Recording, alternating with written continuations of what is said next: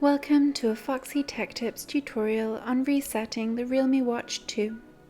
If you find this tutorial helpful, please consider subscribing to my channel and liking the video.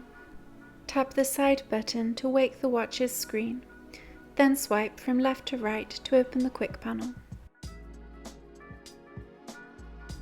In the quick panel, tap the settings cog to open the settings. Scroll to the bottom of the settings and tap General. Scroll to the bottom of the General settings and tap Reset. Tap the tick to confirm.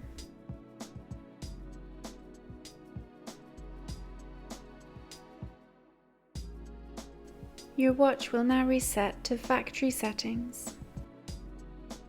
All of the data on the watch will be erased. Once the watch turns on again, you will have to set it up like new. And that draws an end to this tutorial. Please like the video if you found it helpful and subscribe to Foxy Tech Tips for more Realme Watch tips and tricks.